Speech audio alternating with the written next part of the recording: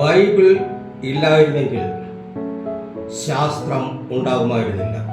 Newton മുതൽ Copernicus വരെയുള്ള ശാസ്ത്രപിതാക്കൾ പറയുന്നത് അവരുടെ അറിവിൻ്റെ ഉറവിടം ബൈബിൾ ആണെന്നാണ്.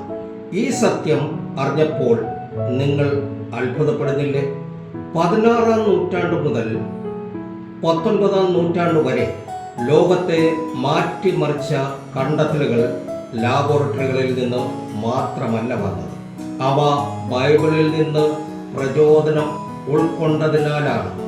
ശാസ്ത്രത്തിൻ്റെ പിതാവായി കണക്കാക്കപ്പെടുന്ന ഐസക് ന്യൂട്ടൺ തന്നെ ഇങ്ങനെ എഴുതി: പ്രപഞ്ചത്തെ മനസ്സിലാക്കാൻ ബൈബിൾ എന്നെ പ്രചോദിപ്പിച്ചു. ജോഹന്നാസ് കെപ്ലർ പറഞ്ഞു: ഞാൻ ദൈവത്തിൻ്റെ കണക്കുകൂട്ടലുകൾ മാത്രമാണ് മനസ്സിലാക്കുന്നത്. ആകാശം ദൈവത്തിൻ്റെ മഹത്വം പ്രഖ്യാപിക്കുന്നു. സങ്കീർത്തനം 19:1 എന്ന് ബൈബിൾ പറയുമ്പോൾ അത് വെറും കവിതയല്ല, മറിച്ച് ശാസ്ത്രത്തിൻ്റെ അടിത്തറയാണ്. പ്രപഞ്ചത്തിൽ ക്രമമുണ്ടെന്ന ആശയം ബൈബിൾ മനുഷ്യന് നൽകി. അതിനാൽ അത് മനസ്സിലാക്കാൻ കഴിയും. അതാണ് ശാസ്ത്രത്തിൻ്റെ തുടക്കം.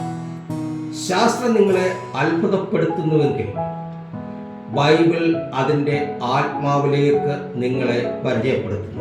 ശാസ്ത്ര വിപ്ലവത്തിന് തുടക്കമിട്ട ബൈബിൾ വായിക്കാനുള്ള സമയമാണിത്. ബൈബിൾ ഇല്ലായിരുന്നെങ്കിൽ ശാസ്ത്രം ഉണ്ടാകില്ലായിരിക്കാം.